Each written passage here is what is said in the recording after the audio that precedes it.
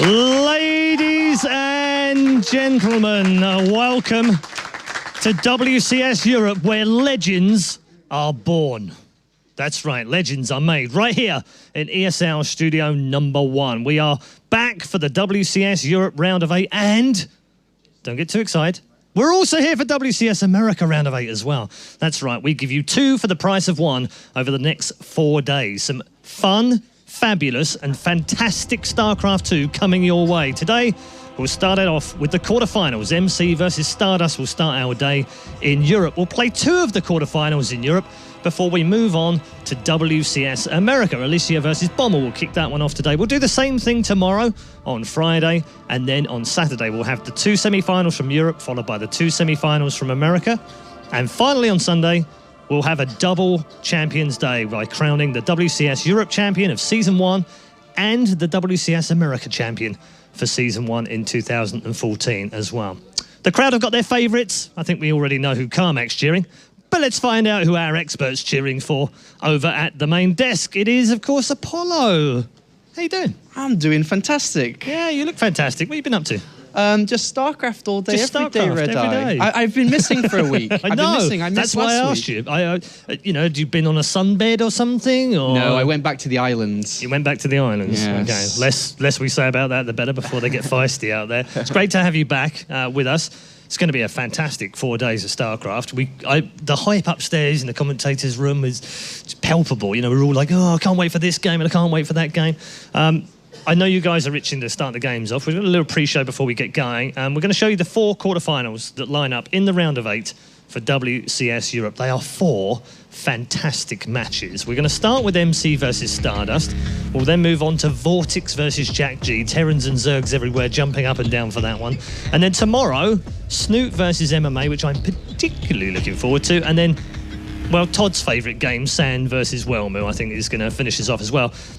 Where do we start in terms of excitement? Which one are you personally looking forward to most? I think it's because it's happening today, the Jack G game really stands out because we know how well Vortex has been doing in the Premier League. Jack G's a phenomenal Terran player. That one stands out for me a little bit more. Okay, are you on board the Vortex train? The Vortex hype train? He's received quite a bit of... Choo-choo! Yeah, absolutely. Yeah, no, I think it might be the captain of the train. He's played fantastically well so far. He's flawless, 4-0 record, of course, and we build them up like mad when we see someone doing well. Is this another build-up, or has he actually got the chance to win this thing? I think this is actually genuine here. Vortex, in his interview in the round of 32, when we questioned him for his game, said, you know, I've increased my results every season so far, and I think it's about time that I won one of these things.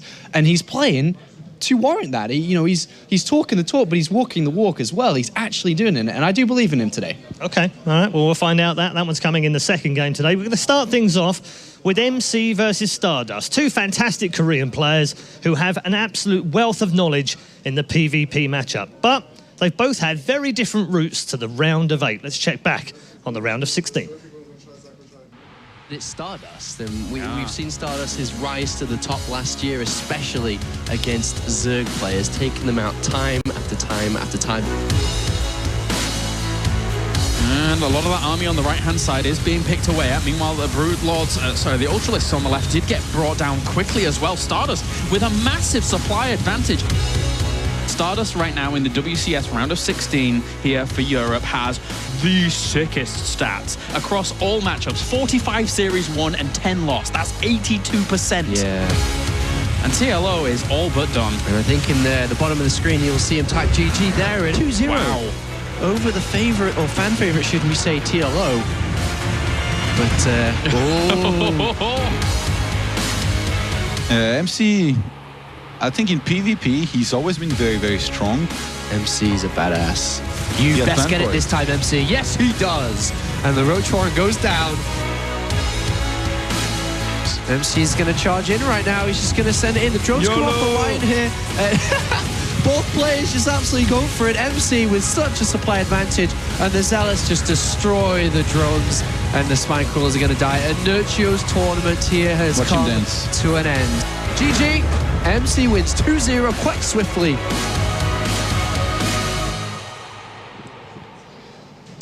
So, there are the rounds and the routes to round of 8 for both MC and StarDust. As I said before the video, both very different in the way that they've come through to the round of 8. MC having to struggle through 3 matches in his group. StarDust, on the other hand, just absolutely tearing apart his group in the round of 16. We'll start with StarDust. They have met before. It was 2-0 to StarDust on that occasion. Would it be unfair to call that a bop? Because it was pretty decisive. I think both games were under 10 minutes each, and it was very one-sided. MC overly aggressive, StarDust calm and composed, which I think is one of his biggest strengths, and I think that's present today as well. Yeah, I'd call that a bop last time they met. Okay, StarDust had a strange road overall, right? If we look back at the round of 32, he opened his account in WCS Europe this season with a defeat to Bling. Bling obviously made it through to the round of 16. Then he beats Bly, happy. And then round of 16, it's offline. He's got TLO and Baby Knight in a group that tricky players to play at the best of times. Destroys them both 2-0, I think it would be fair to say. Is he, in your opinion, one of the favourites left in the tournament? I know all 8 players are great, but does he stand out for you? Yes, absolutely. I mean, the funny thing is this is one of the closest top 8s we've had in the Premier League, so they're all very close, but StarDust is definitely on the top half of all of those 8 players for sure. Okay, currently inside the top 16 for WCS points, and we talk about that a little bit more than we did perhaps last year, at the very start of the year, because it's so vital for those points to get picked up. He's had a decent start to the year, 3rd, 4th at Asus ROG as well. Hasn't really, majorly stood out, but he's been there. He's been around about the end of the tournament. So I guess we expect the same thing here. He starts off favourite against MC, do you think? Absolutely. Big favourite here for me. MC's been a little bit nervous and things recently in his game. StarDust has just got a killer instinct. And I think that showed in the round of 16. 2-0 versus TLO, 2-0 versus Baby Knight. And they were quite one-sided as well. And StarDust, I think, is going deep in this Premier League. Okay, he's come a long way, hasn't he? If you think back to season 1 of 2013, he started off by trying to qualify for Challenger, and he lost to a certain commentator that's now on the WCS. And yet, all the way through to 6th in season 3. So he's a bit like Vortex, but much more sort of shocking. He's improved every season. So are we expecting an even bigger improvement this season? Can he make it all the way? I want to say yes, and I hope that he can, because he really, and initially he just shot to the top, right? He won DreamHack Summer last year, and then has just had really good, consistent results, but he hasn't, again, been to a final and won another tournament since. Okay. MC, what hasn't already been said about the boss toss, the president toss, it probably doesn't need to be said anymore, but in terms of quantifying where he is right now, he had a solid 2013. 2 second places, obviously, in WCS Europe was a great result for him, but I know that he was disappointed the second time, particularly in losing to MMA, that he felt that was a match he should have won and should have ended his drought. But as it stands right now, 683 days since the boss toss was the boss. Yeah, and I think the best way to describe this is that throughout MC's career, he's always had the aura of the boss toss. He's always been that guy. But recently, that shield that he's maintained has just been deactivated. It's not there anymore. So when you go onto stage and you look across and see who you're playing, a couple of years ago when he was that winner, you say, oh my gosh, it is MC, it's the GSL champion, he's this. But recently you look at him and you go, there's a player who's struggling with results. I think I'm feeling good about this. Just one final thing about him as well. He actually was very nervous in the round of 6, genuinely very nervous about his matches. Do you think, have you seen anything in him over, like today, that maybe that's disappeared and he got his confidence back? I want to say yes, but I can't. He definitely is nervous for the first time properly in his career. He's going up against StarDust, who is very good in Protoss versus Protoss. He beat him very convincingly last time they played. And I think that MC, for the first time, is feeling scared about this. He's been practicing a lot. And if I remember correctly, he was meant to do maybe an AMA over the last couple of days on StarCraft Reddit. And he's like, guys, I just want to not do that right now. I want to focus on the games and practice and do it after the games have been done. And for a person like MC, he's like, I do whatever I want. I do this, I play, I do this, I do this. But for the first time, he's like, all right, I have to get ready for this. I have to practice. And that's something we aren't meant to be seeing from MC. He's meant to walk in here and tell us who's going to win the whole thing. Yeah, and usually himself, I think is the answer usually. Okay, thank you, Apollo. We'll be hearing more from Apollo throughout the weekend, actually. He's here for all 4 days. We're glad to have him back with us after a break last weekend. Now, you can get involved with us via usual social media channels, but this weekend, we've got something special for you. We've got some collector's editions of both Diablo, oh yeah, and Heart of the Swarm, thanks to our friends at Blizzard. All you've got to do to win one of these is send us your favourite line drawing of anyone in the studio. That could be me, God help you. It could be Apollo, it could be one of the players, it could be White Ra. Who knows? Whatever you want to do. Basically, what we're looking for is the line drawings you guys did on Team Liquid of Dimaga. We want to see the best ones out on the internet. You can do this by tweeting us your favourite pictures, your line drawings, and using the hashtag #WCS. Make sure you include the hashtag or entries do not count. We'll pick the best out of those, and we'll show a few along the way as well, with a very special guest social media partner coming along a little bit later on. That's all still to come, but first, ladies and gentlemen, it's time for the quarterfinals. It's time for MC versus StarDust without a hic. It's time to go over to our commentary team of Kalaris and Todd. All right, it's time. The round of 8 is upon us as we start things off with a PvP. And as always, it's us two for the PvP. As always, Yeah? it's never been anybody else. Not too many times, no. Yeah, I have to say we've grown to be quite the dream team, maybe. I Not guess to brag so. or anything, Wow. but we've done a lot of PvPs. And last time we casted this match, and it was an interesting one, in my opinion. Not everybody would agree because it was quick games and we didn't get to see all that much, but StarDust, it just looked so convincing in that series. And MC, on the other hand, it's weird, you know, seeing MC, as Apollo said, used to have this shield, he used to have this aura about him. The swagger. Yes, Yeah. pretty much. And every time you went into a match against MC, you were very apprehensive, like you didn't know how to think too much about it as a player. You were nervous sometimes, but now there isn't that really anymore. Players, as far as mindset goes and all that, they're able to stay calm and really try and focus on only playing their best. I don't think I've heard of too many pro gamers who go into this kind of big match thinking, oh my God, I'm playing against this guy, I'm in so much trouble. Yeah. Whereas there used to be a time where I feel like it happened a lot. So that's also going to help StarDust here. I think the game that you were referring to, of course, was from the Intel Extreme Masters Clone Open bracket, where we saw these two play against one another. And StarDust, during that series, just read his opponent so well and knew pretty much exactly what was going on. Habitation Station was able to counter him very, very nicely. And then moving on as well, we saw a very strong StarDust. And in PvP in general, he has been looking, I would say, much stronger at the moment than MC. There is that hiccup in MC's gameplay right now, especially in PvP, that has presented itself. Now, MC going into this series, you're right, he does have to, I feel he does have to be a little bit worried because StarDust looks great. You say red, and I agree to some extent, but I think he was also able to anticipate very, very well because MC is a guy who's... Yeah. No, I think both are correct. Throughout the game, you read...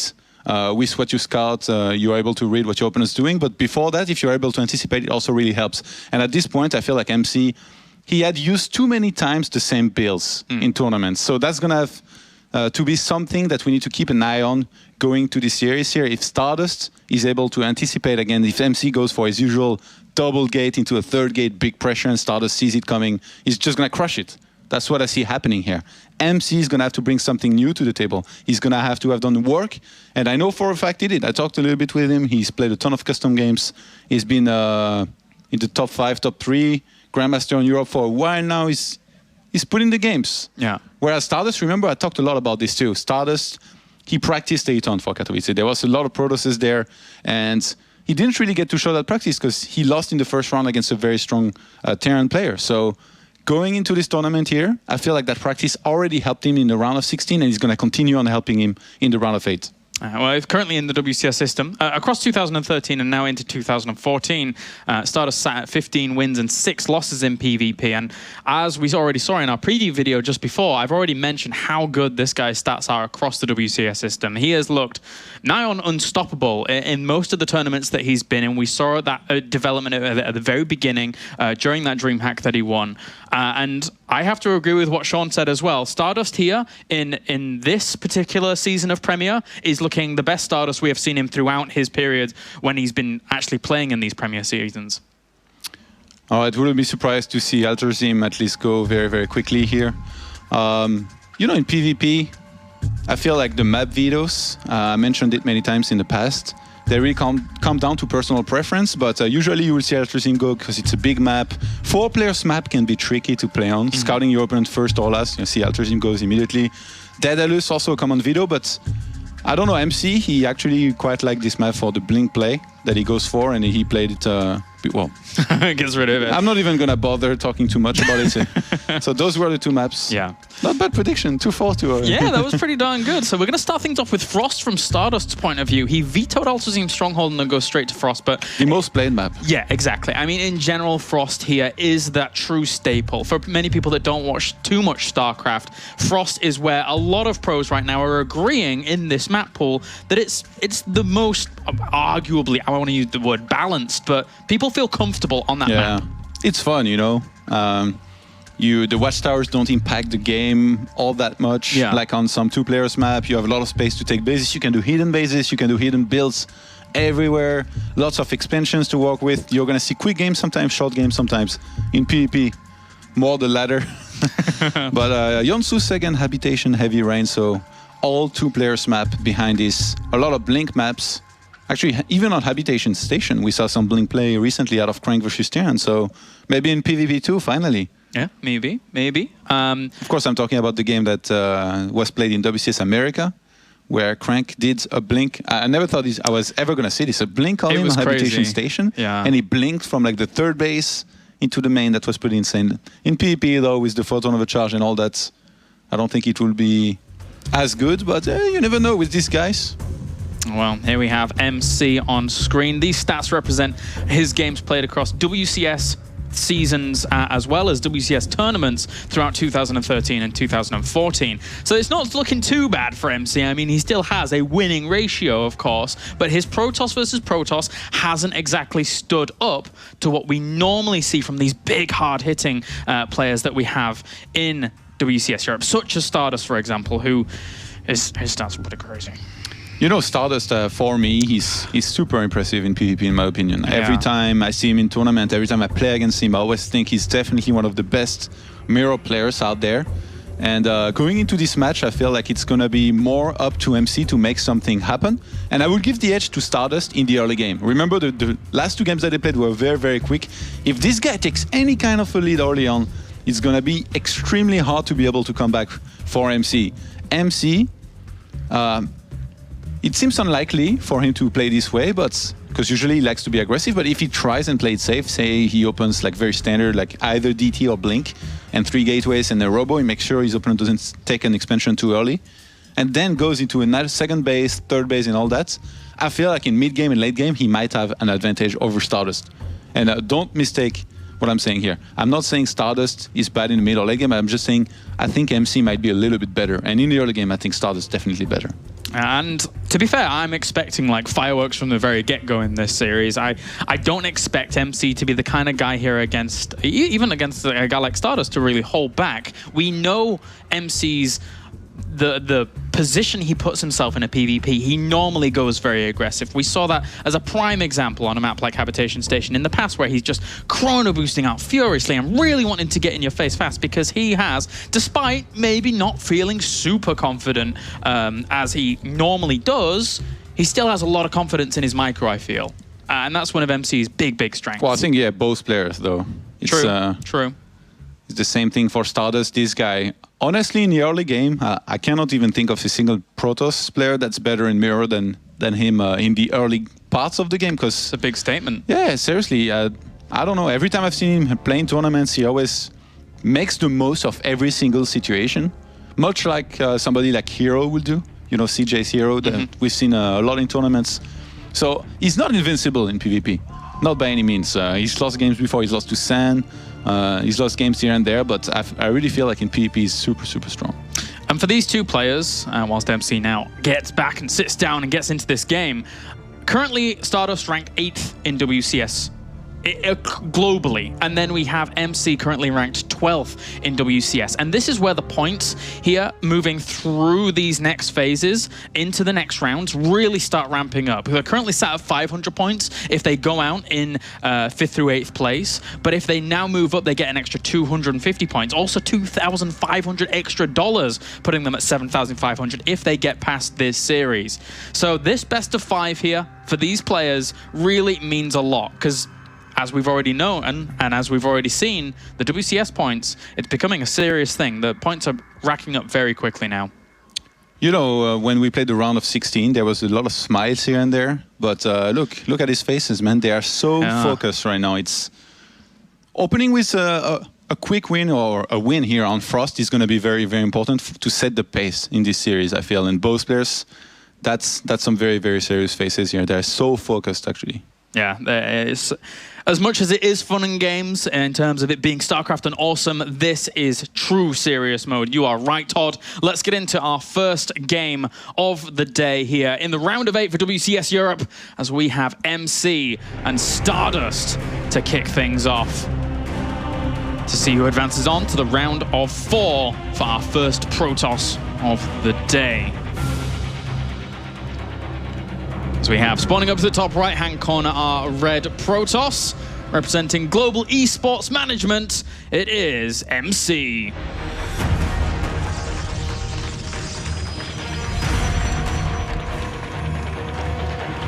And down to the bottom right-hand corner, our blue Protoss. Representing My Insanity, it's StarDust.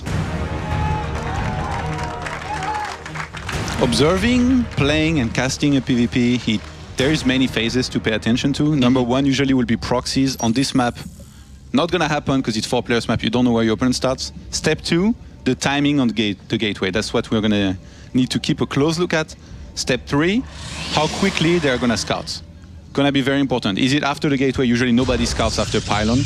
And they both go for gateway 13. Nobody's gonna go for some kind of early scout here, which already could have made a big difference in this game because a lot of players, they scout clockwise. Yeah. If they were both to do this, one of them will get the worst end of this, with StarDust scouting MC last and MC scouting StarDust 4. So, MC is the first that is going to go for the first scout, and I'm already so excited, man.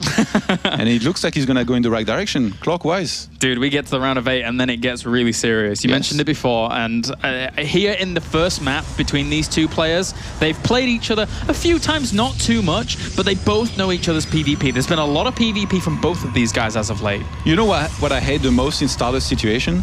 He's going to get scouted now, so he knows that MC is close. Yeah. Which close? That's true.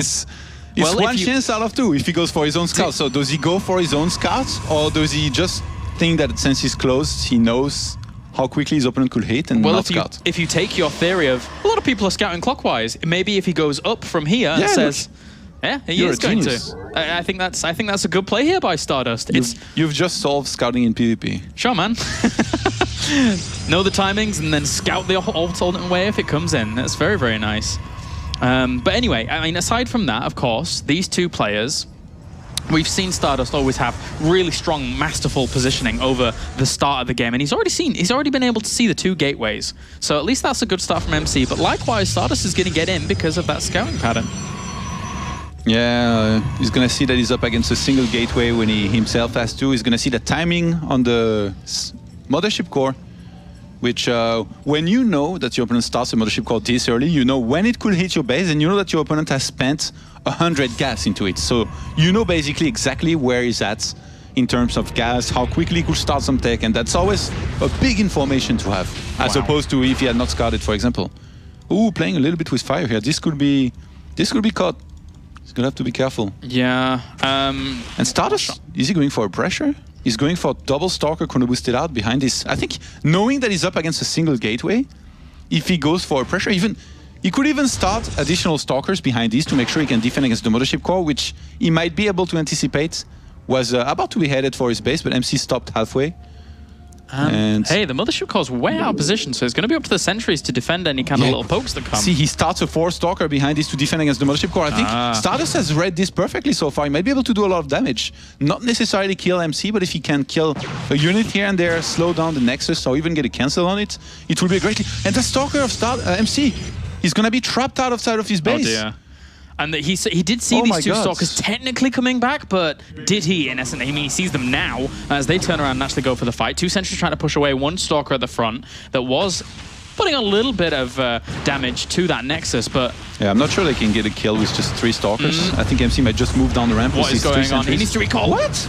Oh my god! That's actually a really big investment, just the energy. Okay, I'm he's losing the surprised Nexus now, for sure. Yeah. No photon overcharge there. The proxy pylon's going down for StarDust. He brought a second probe to make sure one of those would be able to make it, but actually he even has the double probe. He's going to sacrifice one of them to get a scout up the ramp. He sees tri-sentry. He knows exactly his opponent has spent a ton of gas into this. He's probably going to have not a single tech behind this. So he goes for the Twilight himself. And look, he saw the 3 sentries. He knows there is no way you can get those tri-sentry plus a Twilight Council and a Dark Shrine.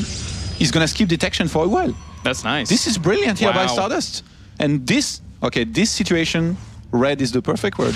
Red man, totally. I mean, StarDust here is in an amazing position. Right now, he's getting himself that Nexus. He started Blink behind this too.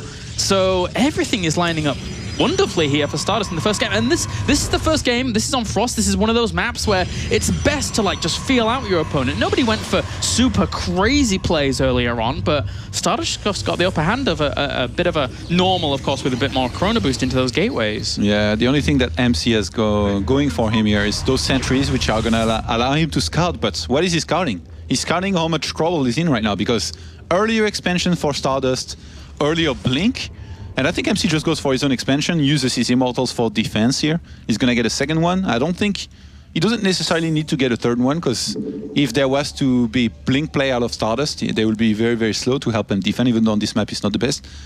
It's weird, by the way, how there is a Stalker exiled on the other side of the map by itself. Oh, he couldn't get home, I guess. He would have wanted it to. But do you think that MC from here could try and, even though he's going for a Nexus, do you think he could try and pressure with the 2 Immortals and Blink? It seems unlikely. I don't think it will work. I think he could try it, but I don't think it will be successful. Then again, we've seen MC really pull rabbits out of hats in the past. That's the kind of thing I mean, because the way I watch MC's PvP unfold, I feel that even though he does, go for expansions and stuff like that, I feel that MC might think that he's a little bit too far behind and then try and pressure anyway. At least put his opponent in a false sense insecurity. It's going to be for StarDust to make sure he scouts enough to see if that's coming. And you see both players, they went up to exactly 3 sentries. That's to have enough hallucinations to keep on scouting continuously. Even though StarDust had a great lead here, he made the 3 sentries. He's like, you know what, I'm ahead economically. I'm going to play it safe and standard. I'm going to keep on scouting. He made the very, very quick forge, which I love. It's the perfect move in this situation. He starts the quicker +1, and behind this, he's going to be able to choose if he wants to go into Archons or Colossus. And usually when 2 players open Blink, we've seen that a lot in the past. They add some Immortals and then they go into Colossus more often than Archons. And I love the way in which StarDust actually added on those 3 sentries, because he knows his opponent's committed that much gas to the 3 sentries as well, so he can afford to do that with his tech being so much faster than it anyway. Although, that being said, the Robo Bay here from MC is a little bit faster. He's trying to cut as many corners as he can, because he knows he was in a bit of a disadvantageous position. But 2 Robos. Okay, StarDust, that's a bit eager. He did say he was nervous before the game, but this is going to start to show here a little bit with that mistake. The thing is, he's doing everything else perfectly. If you look at the worker count, StarDust has pushed his advantage. He's extended it as much as possible without committing to any kind of risky aggression here. You see, he has 4 Stalkers. He could blink in there to try and snipe some probes. And, man, that Ninja Squad. He actually saw the timing. Look, he sees the very late timing on those double gas at the expansion of MC, and he's probably very happy about it. When you have mined that much more gas than your opponents, you're always going to be quite happy with this. Oh, nice defensive blink to catch one of those Stalkers, but it did cost himself a photon overcharge as well. So technically the mothership energy for now will be a little bit lower, but pushing that away is important. Losing 3 workers when you're already a few down, as StarDust now extends his lead a little bit further economically, is a good position here for StarDust. He goes for the Templar Archive here. Earlier than he takes a third, even though he has enough units. Maybe either he's a little bit scared, or he could be thinking about the 2 base. Because he didn't have... I don't think he had to do that with the advantage in upgrades that he has and in tech already. You see he starts his thermal lens before. He has +2 way earlier than his opponents. But that thermal lance could have been started a little bit quicker, because he didn't cancel the second Robo Bay, right? So it's a little bit of a shame there for StarDust, but... Imagine if he loses like one of the Robo Bay MCs, like, I'm safe, no more Colossus. He like snipes it with like an Immortal drop or something, and he's like, yeah, that's great, now you can make no more Colossi, but... Wrong. That would be wrong. StarDust, he's brought himself up to 6 gateways, which is a good number. By the way, nice SimCity in his base. Well-placed cannon. The Robo in the middle of the gateway is very, very hard to snipe. He could put an additional cannon there. That's true. I'm actually surprised that MC made a 3rd base at the same time as StarDust. This was not particularly supposed to happen, but the saturation across both bases of MC, I feel, is not great. You see, in his main, he has 15 probes on minerals and 24 in his natural, so he's not well balanced right now. I mean, the true difference here between these two guys, the army supplies are pretty close. Stardust taking a little bit of advantage now, but the worker supplies evened up as well. It's that Twilight, the Templar Archives, as well as that +2 finishing up far quicker here for Stardust, that are the real kickers. And if Stardust can do something revolving around that, push maybe on that third. Did he spot it? He did with a Hallucinate Phoenix, right? So yeah, he knows it's there. Will he use this to his advantage? Because that +2 is rapidly approaching. You know, Stardust, he's cut pro production way too early here. MC with the 56 that he has, I guess he's going to have a little bit less army. He has 67 to 72 right now. It's not the biggest of differences. And if he was to be attacked when he has a little bit less army supply, he's going to have defender's advantage with the photon overcharge, time warp, and also some pylons very, very near the fight. So now he sees Stardust move out, and MC is going to start warping in at the perfect time. Some Templars to go into Archons. If Stardust actually pressures, I'd be very surprised, because one thing he doesn't have in this army against an opponent that has double the immortal count of him is charge. He actually doesn't have charge with this, and that's normally something that you would see in this kind of composition. Wow, and MC has 3 Colossi already. So Stardust is going to need a very, very good engagement to be able to make this kind of attack work. And I think he's able to spot the army. Does he go? Oh, he's going for it. If he could come in from a good concave, then maybe it would work out. But those Zealots are going to take a lot of damage in the process. He actually gets the Observer during all of that. Time Warp is used here as he tries to push as much of this back. But the Zealots are just coming in a little bit too slowly here. First-person view of Stardust, who tries to push on forwards. With Hallucinated Colossus in this, he's bringing in a few units from this left-hand side as well to try and fight through this engagement. And the Zealot numbers are slowly overwhelming as he had to pull probes to MC to try and fight back against this. The numbers for Stardust are just too much despite not having charge, and it looks like Stardust is going to be... Oh, he even dances the Colossi! Oh, wow, Stardust looking good here in game number 1 despite not having charge, just pushing through. GG for the first game, and Stardust claims PvP and says, well, you know, a lot of people were looking to him as the strong person here, and takes that first map. Nicely done so far. That was a terrible engagement by MC. He saw this army, he's like, he's too close to my base, I have to fight now. He just ran in there. His army was completely clumped up against small robo units, which usually is a pretty nice lead when you can have more Immortals and Colossi rather than Zealots and all that. But in this case, just he was way too clumped up, and Stardust attacking from 2 sides like he did. The Colossi of MC didn't do enough damage, enough area damage that as they could have done otherwise. And yeah, he lost the fight almost instantly.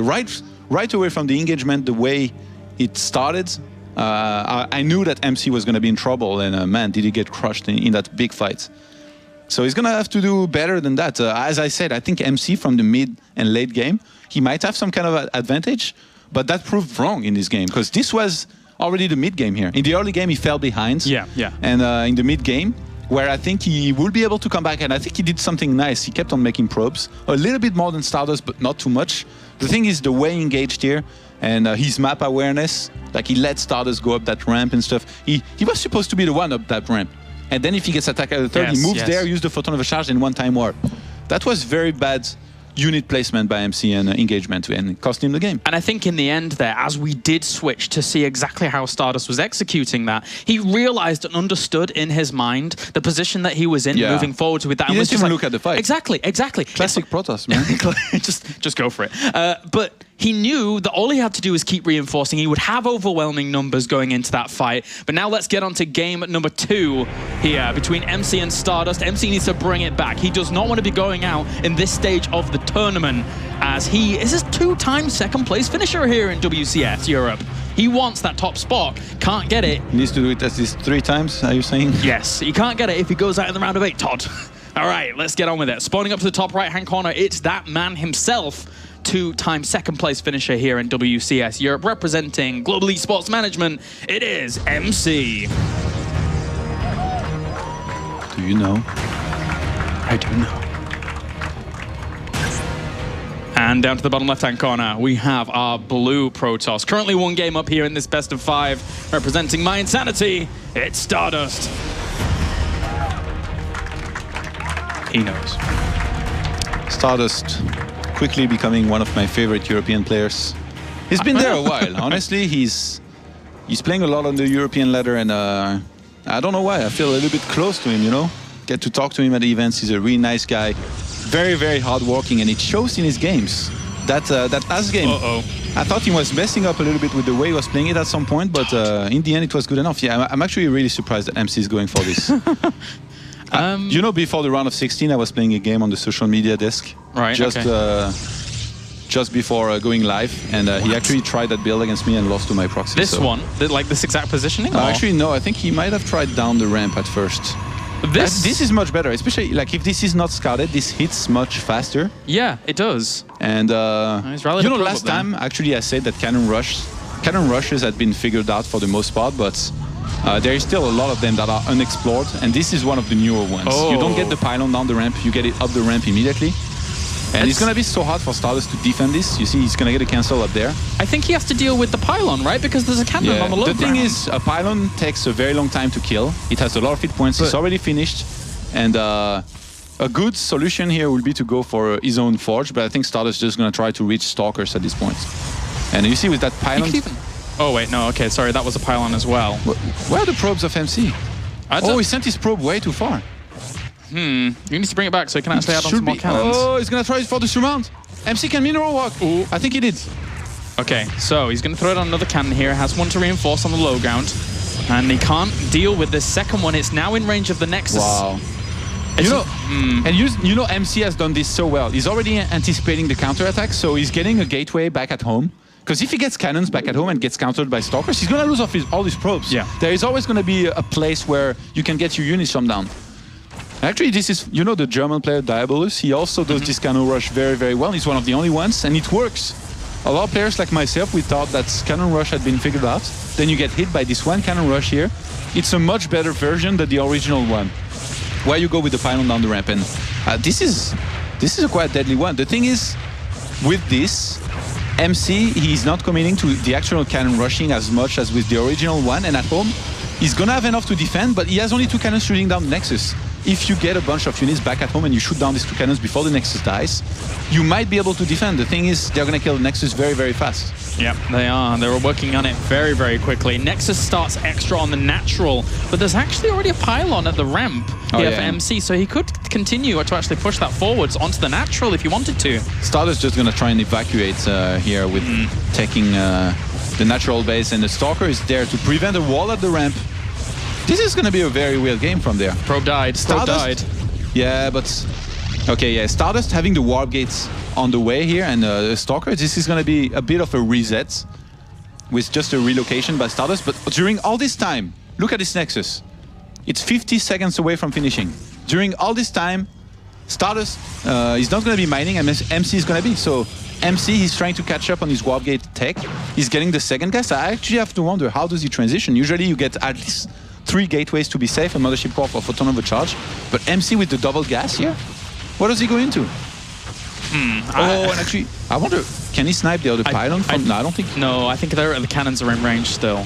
Just maybe, barely. Okay, you will need to kill the right-hand side cannon first and then the pylon, but then you will lose way too much hit points on his Stalkers. I don't think he can do that. He really wants to poke in, but he can't just yet. He needs to kill that Stalker and Zealot, but I mean, during all of this... needs a gas very quickly. Like, MC is... I mean, he could just continue making Stalkers, right? Could MC, whilst we can't really have a whole lot coming out from StarDust. He'll make 1 extra Stalker from here. At least he got the Mothership Core amp during all of this to accrue energy for Photon Overcharge. Yeah, and that makes a lot more sense here by MC. Behind this, he went for double additional gateways. He cuts his gas mining for some time. He's chrono boosting out only his warp gate. Having a proxy pylon towards his opponent's base, he's going to be able to warp in basically in his opponent's base to start and doing damage. Imagine if he put some Stalkers above the ramp behind that mineral line. He could shoot down probes from there. So StarDust, he has much later additional gateways than his opponent. If MC was to start warping in additional Stalkers here in offense, and he has like 5 Stalkers against 4, it's going to be great for him. There is only 1 single photon overcharge, so once this is used, it's going to be so hard for StarDust to defend. MC ahead on walkers as well, and he's going to... I think he might just go for Blink from there. And at least we do also see MC adding on an additional pylon behind this, so just in case this one were to go down, he could warp him very quickly. But these 3 Stalkers... He's going to be forced, I think. Yeah, there we go, on the natural as well. So MC's just going to pull back for a little bit, but now there's a timer above StarDust's head. I think he will have another Photon Overcharge by the time that one runs out. It's going to be close on that. The StarDust from here now just continues to try and defend against these Zealots at the front, but he's losing Stalkers. Oh, he could have went to the photon overcharge area. Yeah, there is more here for MC. This is going to be bad news for StarDust. If he loses these units, which he is right now, then MC goes for the pylons powering those gateways down there. Yeah. I guess he doesn't know about he knows about at least one of the additional gateways that was made, so I think he might go for it. Either way, it's a great position. Yeah. Very good. He's slightly supply blocked here, so can't warp in too many more units until that pylon finishes up, but he starts Blink behind this as well, which just basically solidifies himself in this game. If for some reason StarDust were to find a way in. Photon overcharge about to be up. StarDust has to use it now.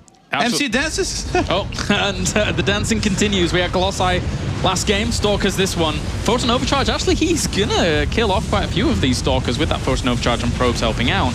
But yeah, I mean, he's lost his entire Stalker count. Yeah. Behind this, there's more, as you said, warping in. And the Blink. The Blink is going to be the nail in the coffin situation. Yeah, really not a whole lot you can do. Surrounds those, but the 3 Stalkers in the main base are now going to go to work on the pylons and shut down the production of StarDust in its entirety. So unfortunately for StarDust here, he got blindsided, that he really didn't anticipate fully the extent of this cannon rush. He was scouting out for it, but wasn't able to react accordingly because of the speed at which this one came. Yeah. He saw it pretty quickly, just didn't know how to react right. Again, this is something that if you haven't faced it before, it's going to be very hard to counter. Really well played there by MC, really showing that he is a tricky guy as well here in PvP, and you've got to sometimes have those tricks in a matchup like this. MC did it well, and now he ties it up 1-1 apiece. We are down to 3 more games here to determine who's going to move on to the round of 4 between StarDust and MC. I'm quite surprised that MC went for this. This is, you know, he had success, and he's had a history of proxying sometimes, doing cannon rushes sometimes, doing cheeses here and there. But I feel like it's a very high risk, high rewards situation, and a lot of players, especially after being down by 1 game, they would never dare going to this kind of thing. But you can tell that MC, he's prepared his build in advance. He told me he had played about 40 custom games with First, whom he lives with. So okay, that's obviously that's going to help. First is a pretty insane player himself. So MC, even though he lost the first game, he was like, you know what? I'm just going to stick to my plan in the second game. I'm going to do that cannon rush I practiced. And StarDust taking this loss with a little bit of humor and even shaking his head at the end there, a little bit bewildered perhaps as to how that went down. But now map number 3 is going to be Habitation Station. Last time we saw these guys play here, Mr. StarDust was able to really control that game. Now, I don't think we see exactly the same thing out of MC. I think he's kind of abandoned that whole straight to Zealot Stalker Mothership Core, very rushed out. Have you seen much of that of him lately? I don't think so. No, not really. There is a chance we might see a proxy on this map, and actually both players, they are very, very good at proxying, obviously, both being pretty good at early game. I think StarDust probably has a little bit more experience with it. On this map, it's possible, and it's going to be one of those cases, do they take the risk again? Because if scouted, a proxy is significantly easier to defend than if not, and I think in Katowice it proved true. Again, with all the proxies that we saw in the grand finals, and some of them before too, when Sen proxied here, remember, was able to win that game as well. There's a lot of craziness that goes on in PvP, that's for sure. The metagame is changing on Habitation Station. I wasn't sure where it was going to go. You know, at first it was like everybody was Mothership Core rushing, going Stargates. And now we see new things. We see quicker Stargates, quicker scouts in particular, like you really want to know what you're up against. New proxy locations outside of the natural even. Don't really see too much gold bases rushed in PvP, but maybe a first time here. There's a first time for everything, okay, James. There could be. All right. Oh, let's get into it very quickly here as we now move into game number 3 between MC and StarDust.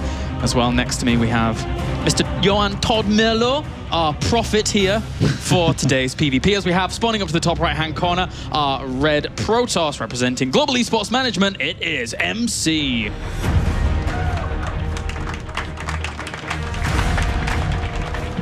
And up to the top left-hand corner, as our blue Protoss representing My Insanity, it's StarDust. Oh, he's gonna go for the in-base. Oh, wow. This is actually, you need to scout for this. If you don't scout for this, you're never gonna defend. And for StarDust, to expect this out of MC and scout it, I'm not sure, man. I'm not sure he's gonna scout for it. I mean, if you follow... He would be very... Oh my god, this would be so unlucky. if you scout this, you need to pull probes and get a cancel on the second gateway, or not even let it go down. It's basically like a cannon rush. You put probes everywhere and you don't let the second gateway go down. Then you have your own gateway, one gate against one gate. You have your probes that can help defend and fight. But look, StarDust, if he scouts for this, it will be after his gateway and he's going to skip the scout for now. MC is going to be able to throw down the second gateway, which is completely going to wall off that pylon. Actually, no, he goes for another. Okay, there is a space in the middle. Maybe it's a trap, actually. If you go in there to kill the pylon, you're never going to come out. Wow, scary. And wow, this is bad news. Double gas for StarDust. This is... Oh, he's going to see it. It's so late. I think he needs to cancel at least one of the gas, maybe the second one, and go for a forge or something like that. Yeah, he needs minerals. That's for sure. He needs minerals. Oh my god, if StarDust... In the previous game, he reacted wrong to a cheese, and now I feel like he might do it again. He's gonna mine from both of his gases. I think what he might do is get a Zealot and try and rush to Mothership Core. First for a little bit of defense, and then counter-attack to take out the mineral line of his opponent, because MC behind this... Look, he has only 11 probes, or 12 at home mining. 12 against 17. He's not gonna have enough to get gas and to take into Stalkers for a long time. That first Zealot is now on the way. Two more going to join that. If a surround is made here, MC will be in trouble. You see, MC is... mineral walk. He cannot let a surround happen. He should go into in between some mineral patches, but... Using that probe to buffer is also very, very strong here for MC, as he's waiting for his 2 extra Zealots to come along and help out this fight. Almost gets himself a probe, but microing back here is StarDust. I just don't see it happening. He's mined way too much gas too. You only need 100 for Mothership Core StarDust. And he's trying to get that out as quickly as possible. He absolutely needs to. He needs more firepower. He's having to retreat with all of his probes. He's not mining anymore. MC behind this is like, you know what? I don't even need all that much money anymore. I know your main is dead. I'm just gonna tech, get some gas, stack to some Stalkers, and finish the game. All right. And yeah, probes are gonna go for the fight as well. Yeah, I just don't see this working. I mean, even if he kills MC's base, Stalkers are gonna come out. How do you counter Stalkers? His Nexus is gonna die. How do you photon overcharge when you don't have a Nexus? Yeah, not too easily, unfortunately. These Zealots also microing back against this Mothership Core, just working away at it, trying to pull them back. And MC has money for only one Stalker right now. I'm actually surprised he's not cancelling that extra Zealot he's making, but I guess he wants to make sure he kills the buildings quickly. And MC needs to react. Maybe he should save some of these probes here. Probes fighting probes, and he tries to bring down that pylon, but that's not going to stop any Stalkers from making. Double Stalker already started, and I don't see this happening for StarDust ever. Well, unfortunately, this Mothership Core has really not got too much left. It's going to try and go to his opponent's base and start working on things, but MC here is doing well. Oh, okay, that's a nice little move, but he's not going to be in time. The Stalkers are going to be out before, and the cheapest base trade I've ever seen. Probes actually killing buildings. They're actually going to kill this Nexus, I think. Which is but how does he kill the 2 gateways and the pylon? That's just not gonna happen ever. Yeah, a little bit difficult. Even if the Mothership Core kept poking in, it would still recharge shields after it gets chased away by Stalkers. StarDust has no building across the map, so he has to come back now and try and defend. But against Stalkers and 3 Zealots, I'm trying to picture a way he can win this by like making a 6 round on his opponent. Look, MC is having some fun with his Stalker in the middle of the map. Oh wow! Oh wow! I think he realizes. Yeah. I think he may have been typing just then, but we'll see. As those probes are going to come back and try and. Wow, the Mothership Core actually. Oh, she got take out. Hey, that's not bad actually. One of the Zealots. If you get all the Zealots, that could be good. Because I mean, if you look at the unit numbers, it's 15 probes, 1 Zealot, and 1 Mothership Core. Those 3 Zealots are a big brunt of this force. Yeah. If he was to kill the Stalkers, the 2 Stalkers, I guess then the Mothership Core could do the work, and he would get a draw.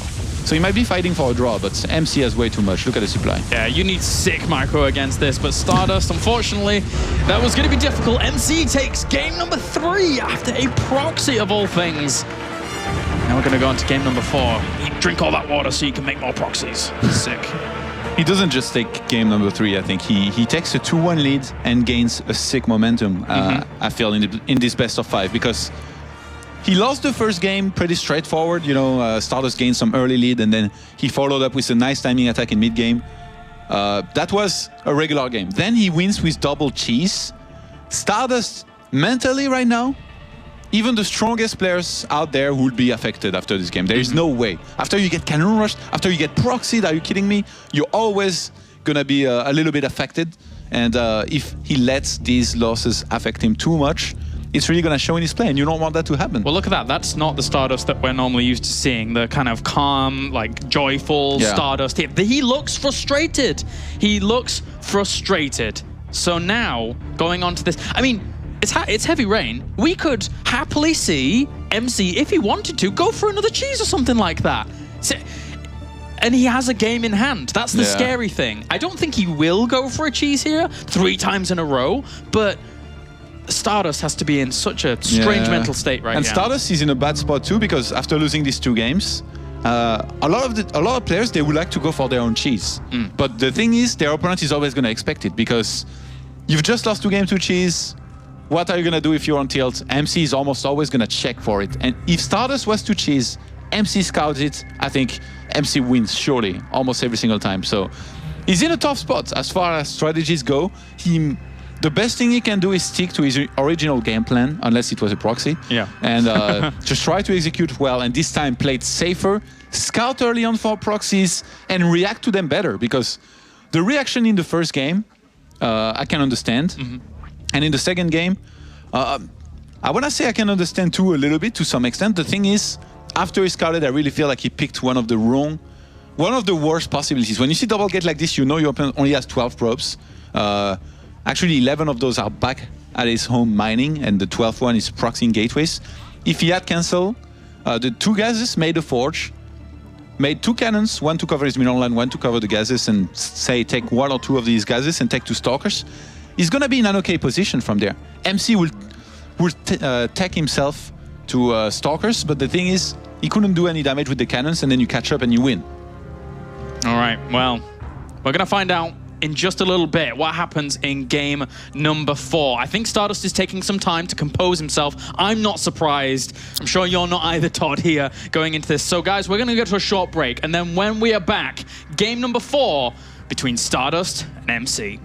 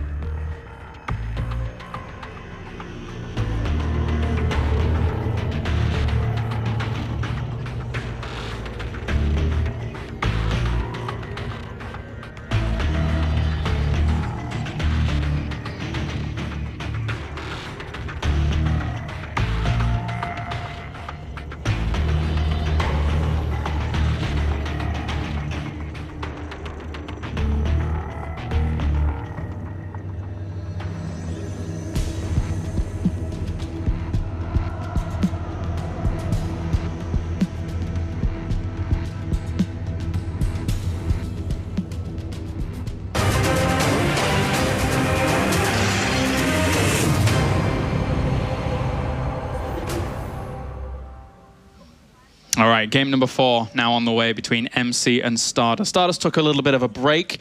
Now is good to go into game number 4, but they are allowed a bit of break as well. You know, I really like one thing that both of these players did. MC, he showed a lot of initiative. Going for this kind of cheese really takes guts, and in the end it worked out for him, so good on him. I really like that. StarDust, where a lot of players would have been like, oh, just go into the next game, just go now. I know I would have.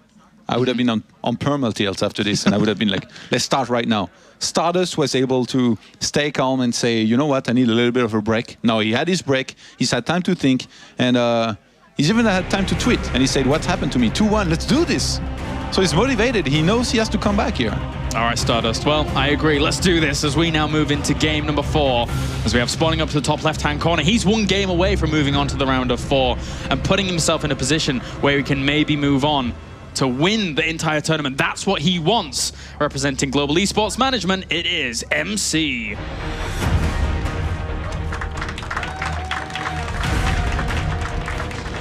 And down to the bottom right-hand corner are Blue Protoss. He started off good, teetered off for then. Can he bring it back? Representing my insanity, it's StarDust. Did what off? It kind of teetered off a bit. Teetered off? Teetered. Like, is this really the word you just used? Teetered, okay, yes. Okay. I'll explain it afterwards. All right, we don't have any proxies in this game early on. Looks like both of them are going to open with for Gateway 13 now.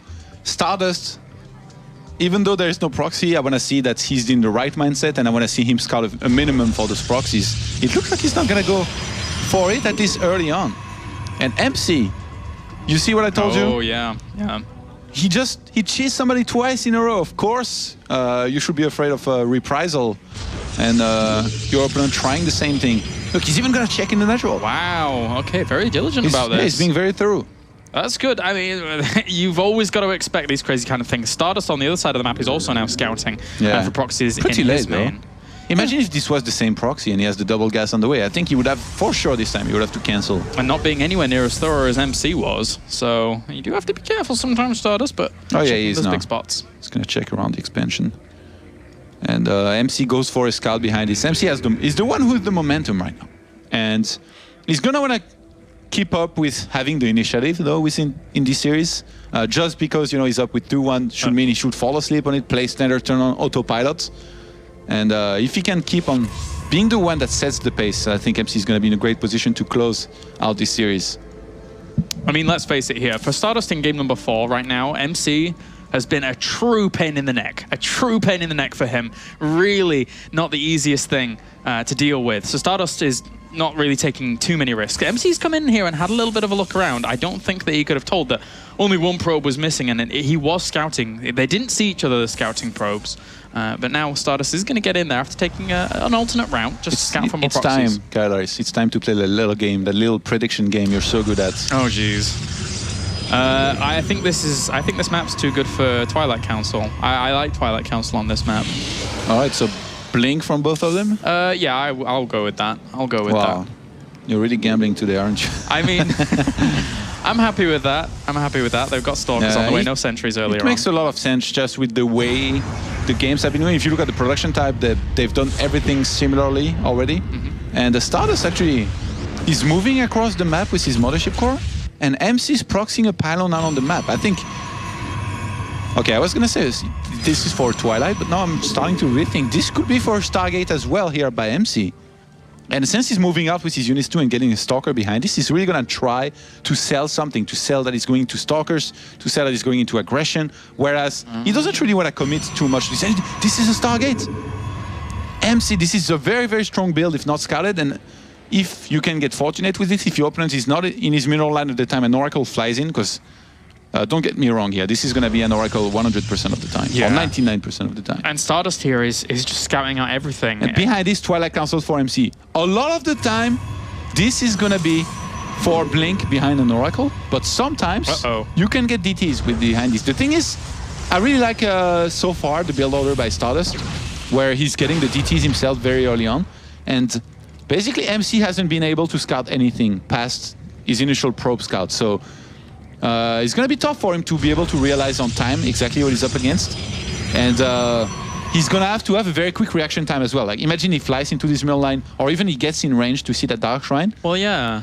He needs to get out of here, save his Oracle, make sure he has it back at home to help defend. And yeah, MC, he's going to go for a blink behind this. I think that's the thing, though, right? The Oracle gets in, it sees the Dark Shrine, and then he can try at least get another one out over to his base, which should be okay. Yeah, but the thing is, MC needs to react very, very quickly in his head also, and get out of here as he sees the Dark Shrine, because the units are across the map, and he might be too tempted to kill probes just because of that.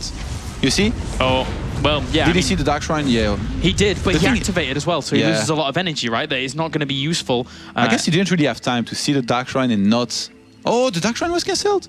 Oh my god. Oh, wow. Okay. Oh my god, I did not expect StarDust was going to cancel, but I guess he knows the Oracle escapes, and then behind this, MC can wall off the ramp and then have detection. So I mean, even though this charge was activated, it still gains it back in like 15 seconds or so, because it had around, 35 energy. It was leaving. It now has 50 energy anyway, so detection would have always been there.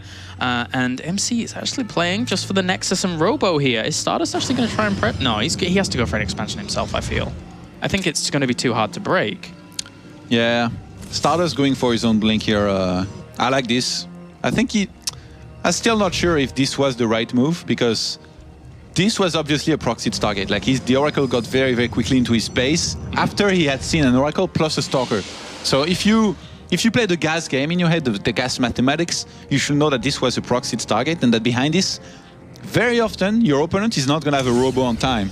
So say that if he had kept the DTs, not sent a single one of them, and then got a War Prism, drop a DT in the main and then send it into the natural, it will be so hard for MC to be able to defend that. And you see, now he's getting a Robo and an Observer, but we are at like the 9th minute, basically. So those DTs, they could already have done some damage if he had kept it, but he opted to go for the cancel. Doesn't he have to use these Immortals that he's cranked out to do something with them to warrant the fact that this Nexus is so slow? The thing is, if you move across the map, you cannot reinforce with your Robo, and your opponents, a lot of the time, is going to have enough and good enough macro to be able to hold, especially somebody like MC. I mean, if you attack him, he has Photon Overcharge, he has Time Warp, then you're in this situation where you're committed to fight in a very, very bad position, and it's just much safer in general to wait. Like, the only moment you're going to move out with Immortals and all that to try and do damage is if you know you have way more, or you think you can catch your opponent off guard. And at this point, if you look at the army supply, StarDust does not have way more, and he's never going to catch MC off guard.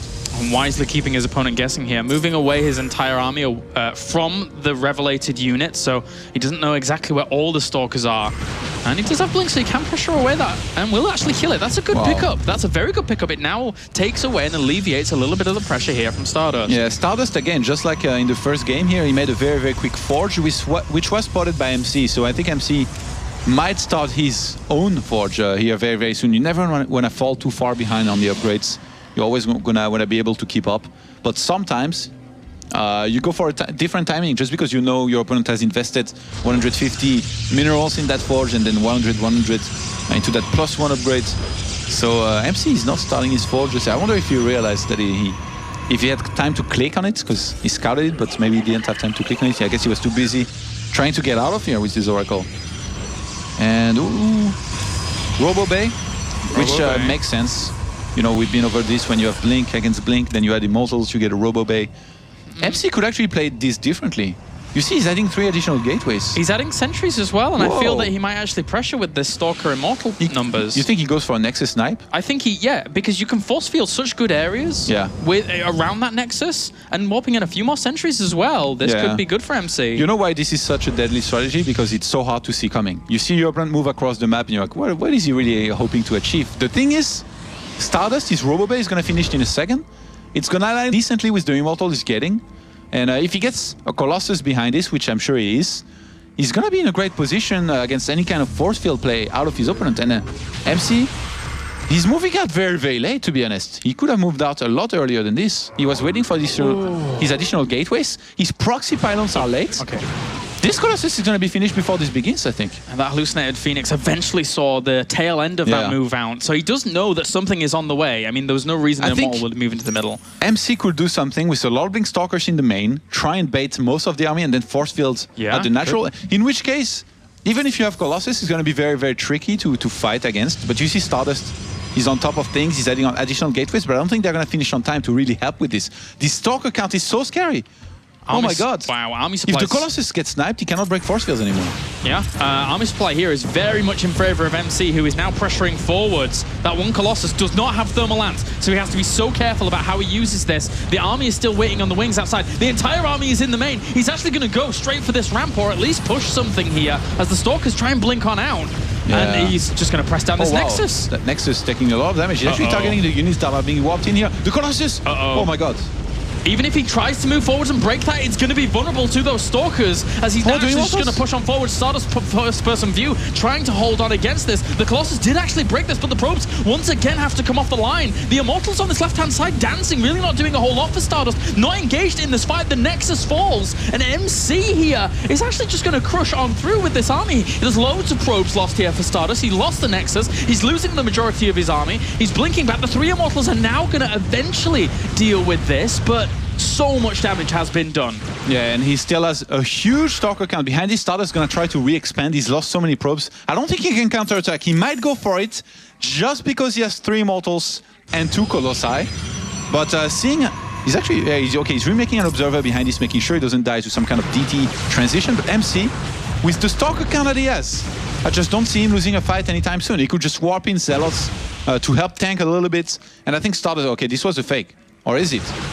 He should definitely pull back here. There is way too many Stalkers for him to be able to fight. Even though he has 3 Immortals, look. 21 Stalkers, blinks right on top of this, starts focusing down Immortal after Immortal, leaving those Colossi left as StarDust now is on the ropes, bleeding as MC pushes on forward, killing off the remaining units here. It's not the most efficient trade in the world for him, but with those Stalkers reinforcing at the back, even 3 Observers keeping on the eyes of this, because why not? Kills off the remaining giant unit here of StarDust. And there you go, GG, good luck. MC, the boss toss, advances on to the round of 4. And for a lot of people were looking at StarDust. This was going to be one of his series, but no, MC still stamps his mark on WCS Europe and keeps his hopes alive. He made second twice in a row and is looking for that first place here in Season 1 of 2014. This is a very different MC that we just saw here compared to the one we saw in the round of 16, I think. In the round of 16, you know, he didn't have this aura, this shield that Apollo was talking about earlier. And it seemed like he had lost a lot of confidence, you know? He lost a series to San. His games were a little bit shaky against Nerdshow. And he barely made it out of that group. But now, in the quarterfinals, beating StarDust 3-1, one of the best mirror players, I think, in the world, in Europe for sure. Very impressive match out of MC, who showed a lot of great things.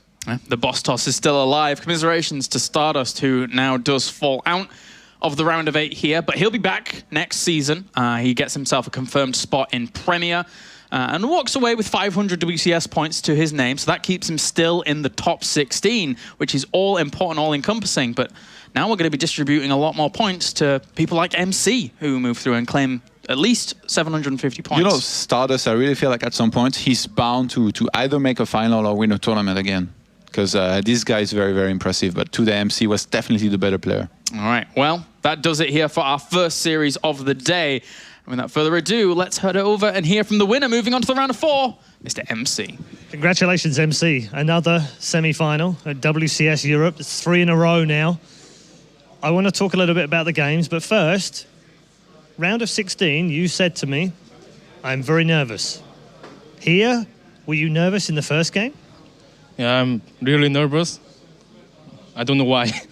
Okay, because the first game, you didn't seem to take the right engagement. Nothing seemed to work for you. Did you change plan after game 1?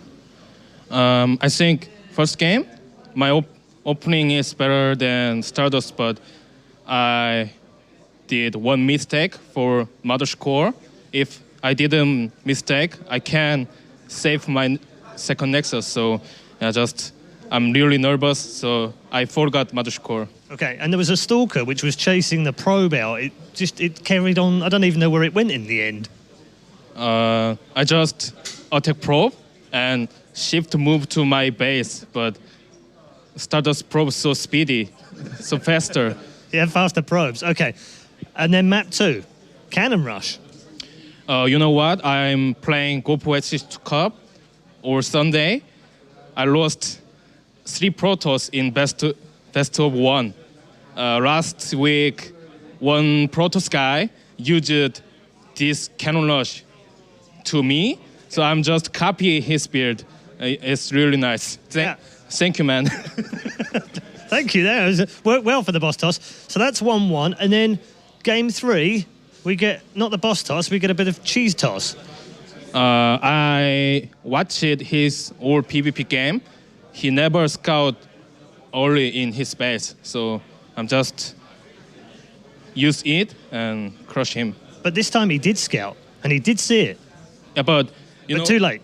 You know what? If I do 2 proc gate, if you don't see before 2 gas, it can't depends, because you need only 1 gas. So yeah, I saw his second gas, and I said, oh, I win.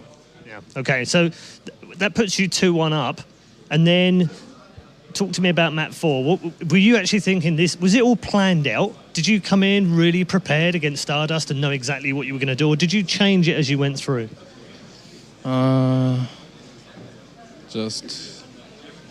You mean in map 4? Was that something you were going to do, or did you just decide to do it? I played with first in our house. He used little bit later proxy Stargate and Oracle after Blink Stalker in Heavy Rain. I think it's really nice build in Heavy Rain, so I just try it, and I saw his Dark Shine, so I just make second base, second Nexus, and he saw my three gate and Blink Twilight Council, so he afraid me, so it's good for me. So yeah, thank you first. Good mixture of different people have helped you out for these builds, and moving through to the semi-final now. Just tell me, does that lower the pressure on you? Does that make it easier for you now? I think my weak match is only PvP, so Vortex strategy doesn't matter for me because I'm boss toss and I'm always in the final. So yeah, I will do. Okay, final question. It's 683 days since you last won a Premier tournament. It's time to end that run, isn't it? What? It's 683 days since you were last the boss toss. The last time you won a big tournament. Red Bull. So it's time now, isn't it? Yeah, time to win. Time to... I don't want to say bad word. Let's move on quickly before MC says a bad word. The boss toss is well and truly back, ladies and gentlemen. He's through to the semi-finals of WCS Europe for the 3rd consecutive season. Let's find out from Apollo just exactly how he did it. Thank you very much, Red Eye, and welcome once again to my screen of knowledge here at the World Championship Series. And what we're going to be looking at is the last game, the last decisive game that pushed MC into the semi-finals. What I want to look at more specifically is the Oracle flying in to spot the Dark Shrine. And I think there was just a little element of luck here. Please agree with everything I say. So imagine if this Oracle was 5 or 10 seconds later. MC was not going to spot this Dark Shrine, and if he hadn't have spotted it, he would have been in a little bit of trouble. But you did spot it, so the game changed completely from this point. So if we play it from here, as soon as MC spots this, one thing which was a little bit worrisome is you activated Pulsar, which is like, oh, no energy to reveal, but he goes back home. Interestingly though, StarDust decides to cancel it. With cancelling it here, that's a big move because he could have tried to go for it. But imagine if that hadn't been spotted and it could have worked, that could have been a very, very different game. But from this point, he decides to play quite defensive, really defensive actually. But MC, very confident, has seen what's coming, knows what he needs to defend it, which is going to be a wall-off on the ramp with the Stalkers. It's going to be the Robotics facility, use of the Oracle. Of course, he can use the Stalkers to buy time for the Oracle. And he knows that with investing into the Dark Shrine, StarDust has nothing else, no other options. He's got Dark Templar, and that's it. And then from this position, MC finds himself cruising on the highway, because what really can StarDust do? But StarDust, if we go back, is building Immortals. What do you think about him building Immortals like this? He builds 2 and sits back. What do you think this is good? You know what? When I don't know, did you see, when my Oracle coming here, he saw my 3-gate and Twilight Concert. So he afraid this Orin, but I saw his Dark Shine, so just Nexus first. So bad for StarDust. Yeah, I mean, you can see for his vision there what he saw. But this is, well, didn't see it, Minchel. Didn't see. But Pro is coming here. Didn't see. Nothing. Observer. Maybe he afraid my star. Yeah. Aggressive star. Well, it could have been from spotting it. It could have been like some weird 4-gate or some different build that can come off this as well. But from this position, MC finds himself in a wonderful spot. Nexus done. Nexus started. Everything just beautiful position. And then if we fast forward it, you kill him. You kill him. Because I saw his Nexus is so red. Yeah. So I thought if I all-in with 2-base all-in, I can win. So because his Nexus is so red. Yeah, just a fantastic finishing move there. If we fast forward it all the way through, lots of Stalkers, a blink in the main to pull him back. I don't think you're expecting the Colossus here, which is a little bit worrisome too with the force field. I saw Colossus and what the fuck, where's the fast? Yeah. But force speed Imba. Yeah, and Time Warp Imba. Yeah. Time Warp Imba. And then MC finds himself in the semi-finals. Congratulations, MC. The boss toss is back, and he's ready to conquer the WCS Premier League here in Europe. Red Eye, take it away. Thanks very much, Apollo, there with the breakdown and obviously a little bit of a cameo from MC. Congrats to the boss toss. He is through to the semi-final, as Sean rightly said. We'll find out who joins him very shortly with our second match in WCS Europe. Don't forget, though, tonight we split it in half. The first two will be WCS Europe. They'll be followed by the 2 quarterfinals, the first 2 quarterfinals for WCS America. Now, earlier on, we did say that we were going to give you the chance to win one of these fantastic... Look at that. Red Eye's actually able to hold on to it without it dropping. What do you know? There's a piece of history right here. This one is cellophane wrapped, which means I can't drop it. Well done, Blizzard. They figured me out. We are going to give you the chance to win one of these. All you have to do is tweet to us your line drawing picture of anyone on the show this evening. It can be a player, it can be a commentator, and God forbid it could be me. Let's check this one out from Nicholas. Yeah, okay. That's me, apparently.